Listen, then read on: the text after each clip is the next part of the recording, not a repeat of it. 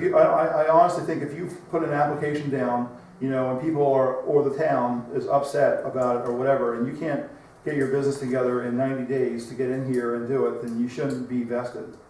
Well, you also have to make some provision there for any really large project is going to require engineering studies. Well, you know what, they probably should have been studying it before they came to see us. But then, That's their problem. Then it's hard to keep it confidential. Well, that's their problem. What if you did like your timestamp, where your timestamp secures you for 90 days to get in front of the planning board, to get your engineering, to get everything. That's the same thing, basically. 90 days from the time you get your timestamp, that you're vested for that time frame.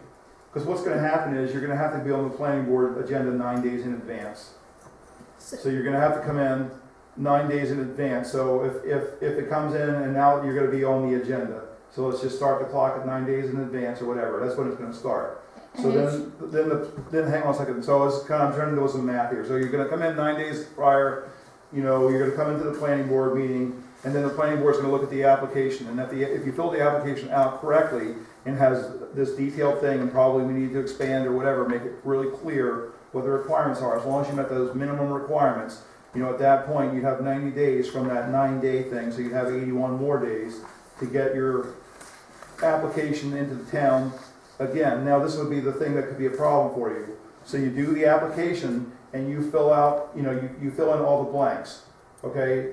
And you leave out 3 things. Well then, you know, then you're gonna be potentially in trouble. So the recommendation, I mean, to be, because like Bruce said, you can't protect everybody from themselves. If I were the developer, I would be in the town, and if I was gonna work on any waivers, I'd be working on waivers and all that stuff on the interim, you know, so that I knew exactly on that 3 months out what the town needed. Yeah, but the problem is you can't make that 90 days run out if it's not a complete application, because it could take longer than that to get DEP approval. Well, no, that's not, no, that's completed preliminary application. Okay. And that's why you really need that good application form. Right, exactly. Nothing happens until you fill out that form and pay Right. a fee. Right, exactly. Definitely, because there's no way that you should come in and talk to code enforcement officer and be on your way. You're That's just still not running right. into the same situation that you were talking about with somebody wanting to put a truck stop up there, that if you had a couple of trucks go in there or people start thinking about it, and anybody catches wind, and I know you want to be confidential, but they could go in there and decide to put a septic system right in on the corner so that then they cannot develop that. Well, usually it's a well, but go ahead. Right. So that well or septic system should have a 90-day, you know, whatever the timestamp is, then in that order, you've got 90 days to make your permit complete or vested. If Bruce, if you're worried that 90 days isn't enough time, I'd be willing to think about, you know, 120 days or something, but I mean, there's got to be some... It's just you can't require a totally finished application with all data. Well, no, I agree, and actually when I wrote it in there, I read what I wrote. It says completed plan, and what it actually meant to write was completed preliminary application. Okay. That's what it should be saying. Yeah, I can go with that, because you're always going to, on any large project, be requesting more information or finding stuff that isn't there. Right. And for the vesting rights to run out during that process, especially when we meet once a month, is not fair to somebody that's putting in. I know, the hard part, like, yeah. Why would anybody want to put a business in any town if they were stuck that way? Do you think 120 days would be... No, I think the 90 days is enough. I just think it should be, it needs to specify preliminary plan. Right. You have to say after that they've got time for DEP approvals for DEP. What can you see would go wrong with that? Well, I'm sorry? what can you see would go wrong with that? I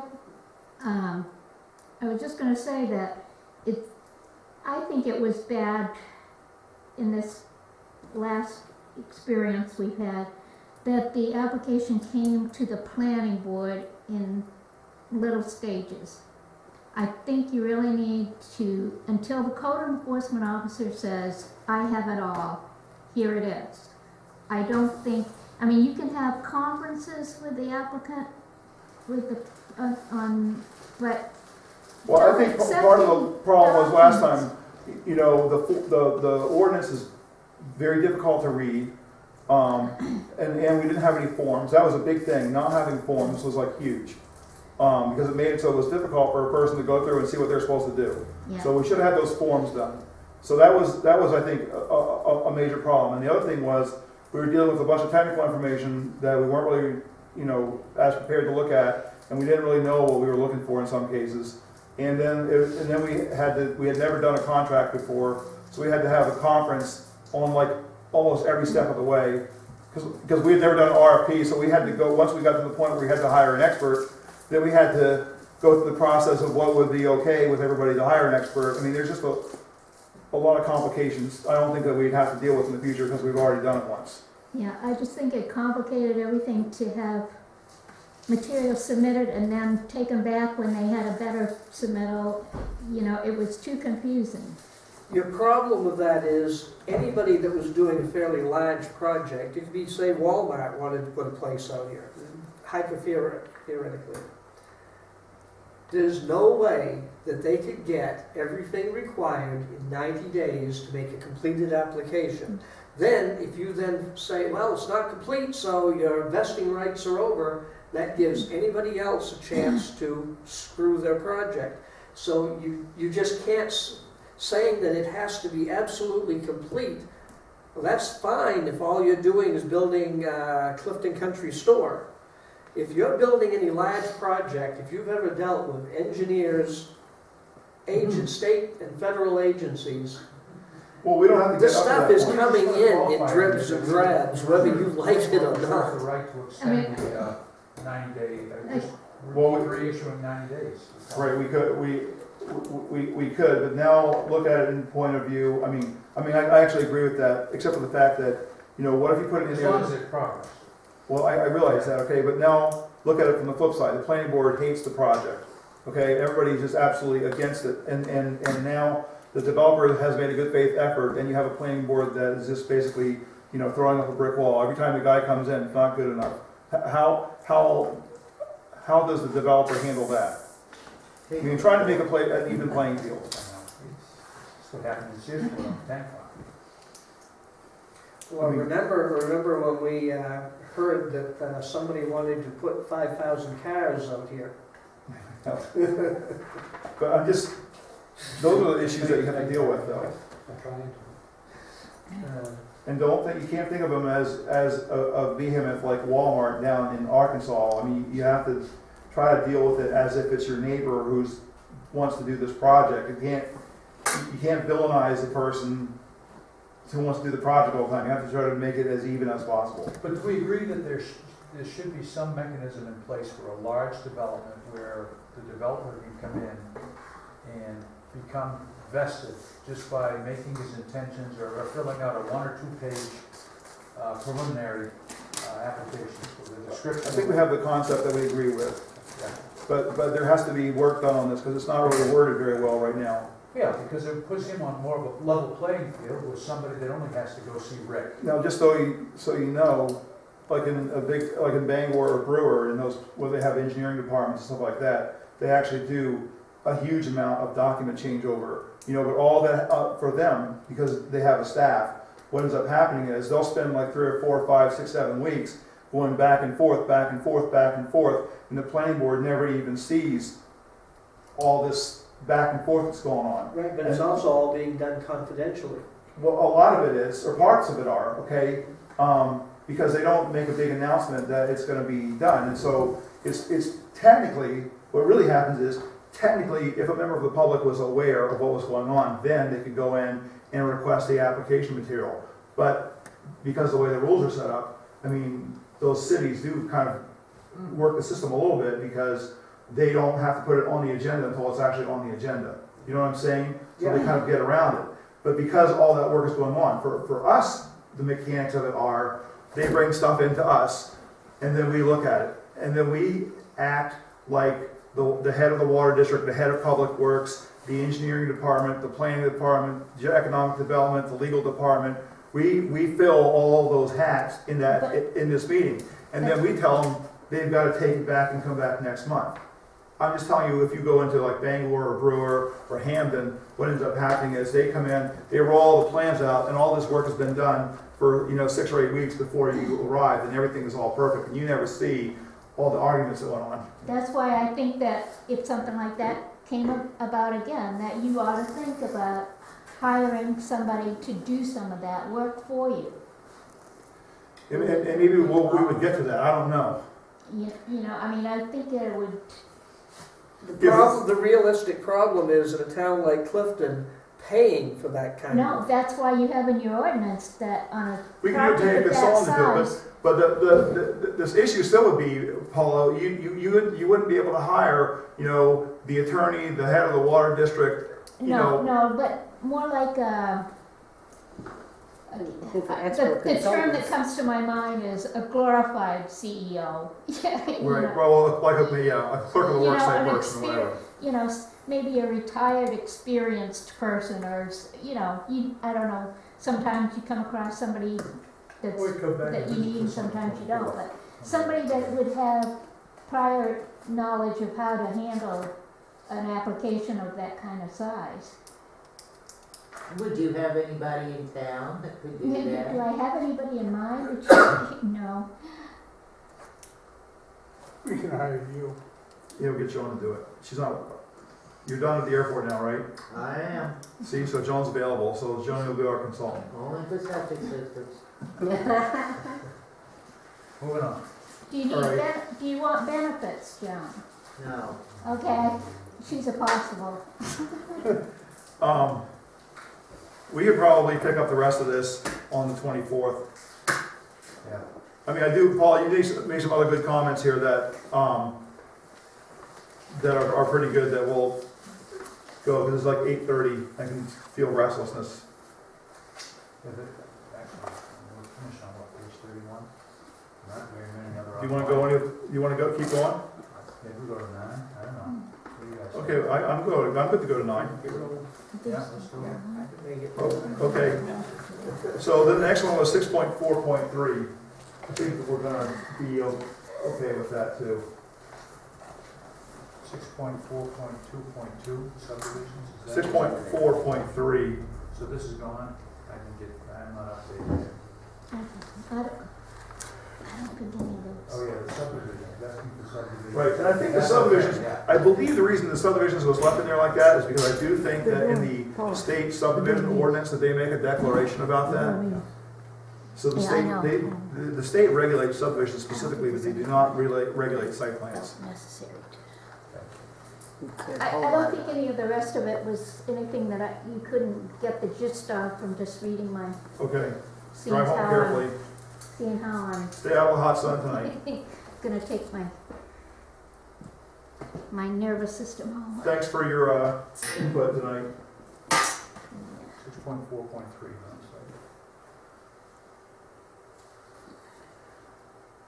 So I think she's just trying to make the point here that we need to make sure that we make the site visit Before you make this.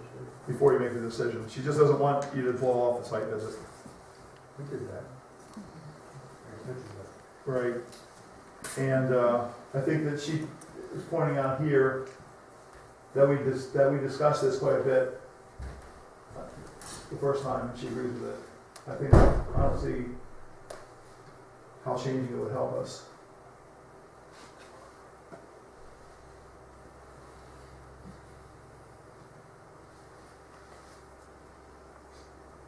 So this basically talks about who gets what and when.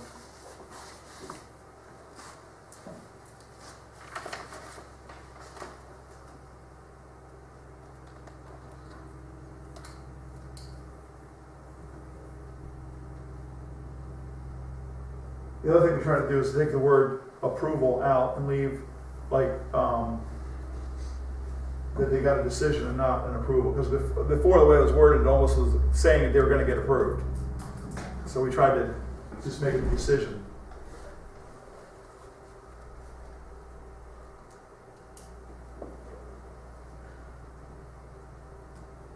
These are all these different notices. Okay, she asked a question about 6.4.5.2.8.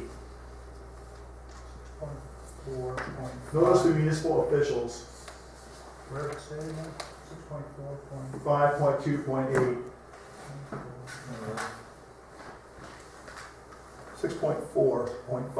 6.4.5.2.8. Yeah. Change the shall to may. Yeah, I don't know why we changed it shall to may. What would be the advantage or disadvantage of that, Bruce? You're the I may and think shall we- guy. Oh, I thought we were just, at the time, we'd discussed that. It was simply a case of, for a lot of things, it's like, do we really want to bury these people under Right. things that really don't concern, you know, unless it had Yeah, a real no, I concern. agree. So actually, her question though was, shall for municipal officers, may for the rest. No, we left the word shall for all of municipal officers and just changed that one to may.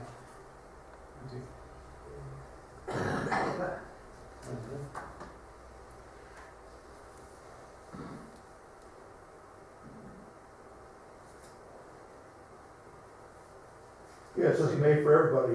Yeah, I don't see anything wrong with this. Yeah, let's keep going. Yeah.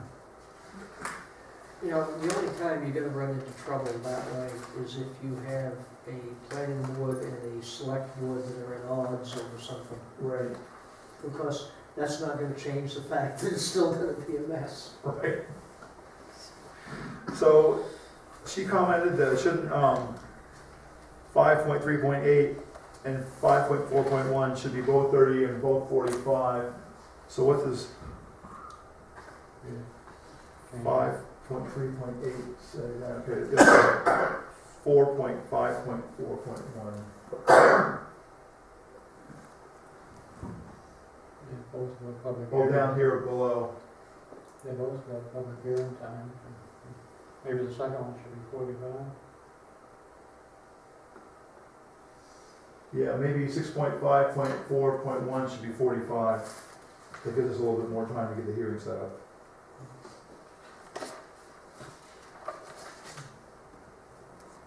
Point 5.4.1 will be 45, change 30 to 45.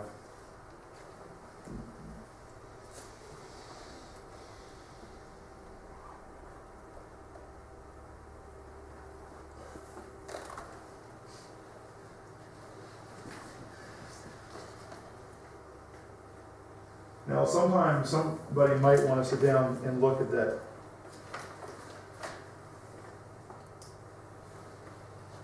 sequence of events there, if you don't like the presentations. I mean, Dave, you've done a lot of different hearings. I mean, I don't know if you probably, there's so much to go through with all this stuff, but if you thought that public hearing, as far as the sequence of presentation, we're trying to be fair to everybody, you don't have to make a decision tonight, but if you have any comments about that after looking over it, you know, because you've done that type of stuff in the past, if you think that's a fair way of getting everybody to get their stuff out on the table, it'd be great. Totally different subject matters, though. Yeah, but the concept is making sure everybody has a fair chance to stay their piece.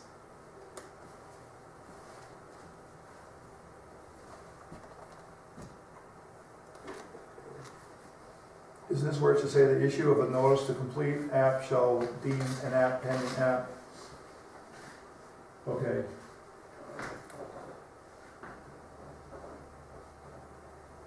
So 6.4.5.5 is tied.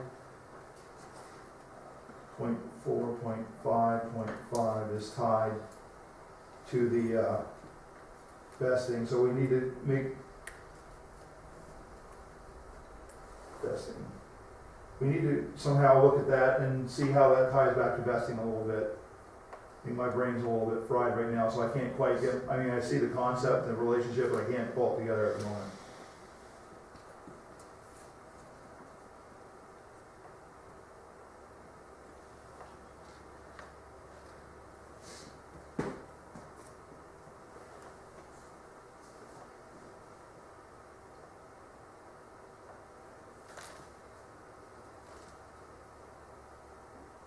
One of the things she brings up here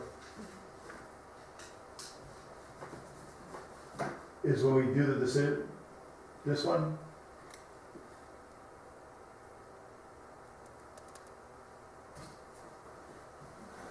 Right, 562 now? Yep. So basically, she's saying here, you know, we need to make sure that the adjoiners are informed. So I guess, I think on all the applications that we do, there has to be a listing of letters. I think even on the shoreline stuff, that's sent out a letter to the adjoiners, right? Yeah, So, I mean, if the letters, if we have evidence that the letters were sent out to the adjoiners, I mean, I suppose we can do the immediate action. Because this is usually the only time that you get to your decision in one night is for the little shoreline things.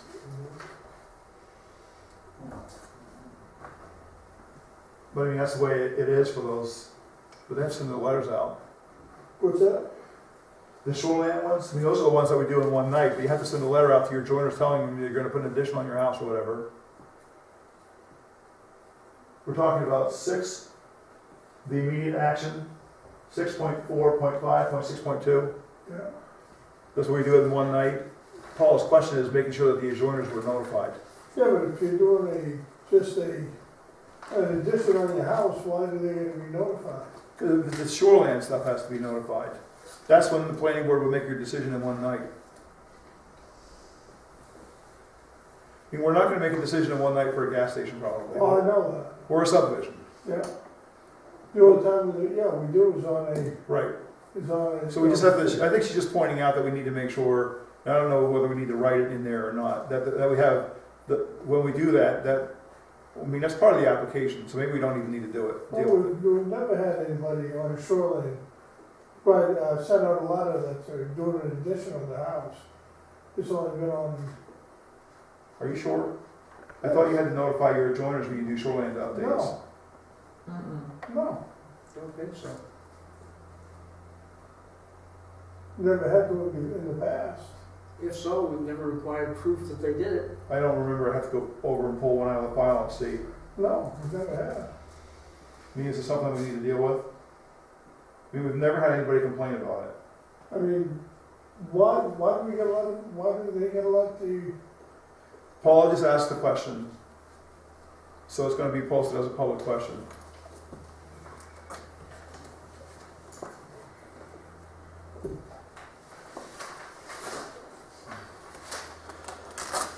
The state already governs what you can do when you add on at the shore, and where you can put things and so forth.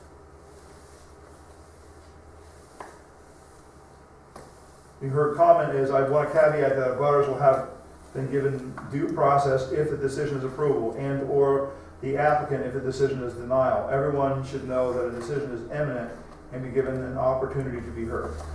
Eric, I think you were right on that abutters need to be notified in a shoreline zoning situation, because one of the cases that came up was that the subject property put in for an application for a fence and a dock, and the person next to him was out of town because they were seasonal. When they came back into town, they realized what had happened. They went to the planning board, and the planning board said, sorry, you didn't object in the time frame that you had. So it went before the court, and the court said, because she was out of town and because she did not get notified that this was going to happen, they extended the length of time that she could complain about it. So there is something with that. We'll have to go back and look at the shoreline. I think that's where it impacts, because I mean, that's why I think it's probably a question worth pursuing. But as far as the practicality of how it affects us, I mean, theoretically it could affect us on any project, but the practical reality here is that I think it only will affect us on a shoreline project. So if you've got a place on the shore and you want to extend it 10 feet on the west side, you can still maintain your setback from the property line. You're not making it more restrictive than it was before. Do you have to notify everybody? Just the abutters. Just the abutters. Why? I think, I'm not positive, it just might be in the shoreline zoning rules, and I just have to go review the shoreline zoning rules.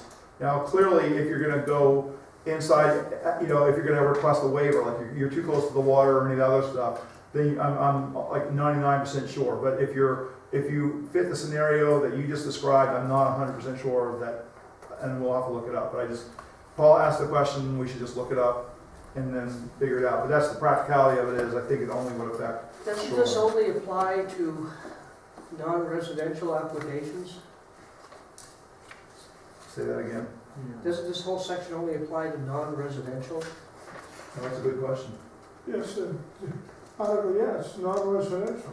Well, yeah, you're right. It's, Which is another reason why shoreland, it doesn't, Shouldn't apply. it shouldn't apply. Can you imagine if you told everybody that came in, where are your certified letters from all of your abutters?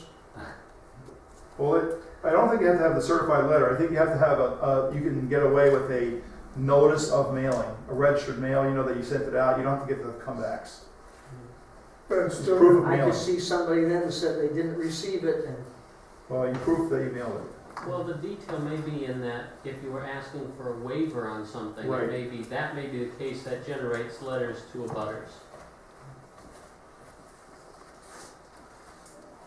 That makes no sense. Yeah. I'm gonna go non-res, I'll just look that up. 6.4.6.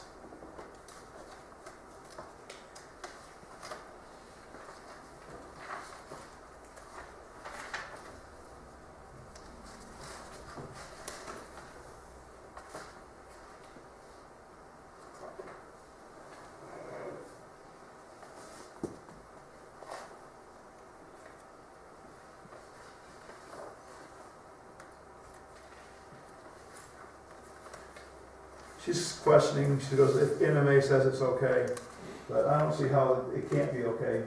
This isn't like a state law, you can make this any rule you want, That's project completion. right? I mean, this isn't Yeah. something that the state tells you have to do it a certain way. No. yeah, and the other part of that is if things go through a whole bunch of appeals because of how slow the courts are, if somebody could just run out of time, Right.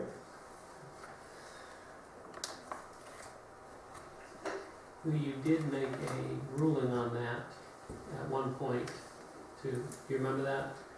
Yeah, we went ahead, just kept extending it. Well, what you did is you said 2 years, 1 year to start the project after all legal matters at the highest level are resolved, Right. and then 2 years to complete it after that. Right, that's right there. And all we're doing is we're just adding on, so that we don't have to keep extending the permits on the project, that it's automatically done, and the new date becomes whatever the final that's all that is. That's just clarifying it and saving us from having to just go over something. again and again and again. Stringent. 7.13. Where are we now? 6, 7, 13. We're gonna go down to 13, I think. I don't think we changed anything along there. Just because we didn't change anything doesn't mean we shouldn't look at some of this stuff again.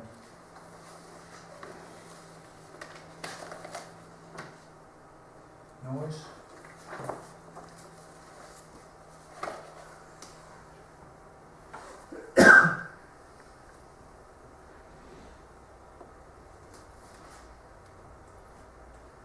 Anything to say about this, Bruce? Lot parties? I do not like, This is a development noise. This isn't the community noise ordinance. So if you have a house that you're living in and you're disturbing peace, this doesn't apply to you. This is only for what you're planning. yeah. But it still is got that ambiguous, unreasonable interference with use and enjoyment. An impossible standard to, there's Put it in no there. specific criteria Let the at code all. enforcement officer take Basically, it's just like, the best ever example I can give is sexual harassment. It's whatever the person says it was. To some degree. Oh, I was at a place one time where the one of the other trainees made a formal complaint because she thought the trainer's skirt was short. And this person was dressed pretty much from head to foot, covered like a, Eskimo. well, best thing I can think of, Amish or, Um, that's the problem with very open-ended definitions. Both noise and light, Yeah, light is- both of those are very subjective in many ways. So, you know what I would do is maybe you can speak with Hessler about noise. Yeah, I haven't found I haven't looked at the state standards. You do not want to look at the EPA noise laws. Suggested model ordinance. Although you have to hunt for it because they pretty much dumped most of it. My husband knew this fellow who lived on the railroad tracks, and the truck would rumble through at 2:30 in the morning and just roar just a few feet by the house and shake the whole house. And then they made the tracks exempt, and he'd wake up exactly 2:30 in the morning going, "What's wrong?" Because there was no noise. What do we wanna look at next? 6.8? 6.8. So the question is, that I think just the consider that is there is what is wanted. So you read it, it says, the planning board shall vote affirmatively consider or not consider these same criteria.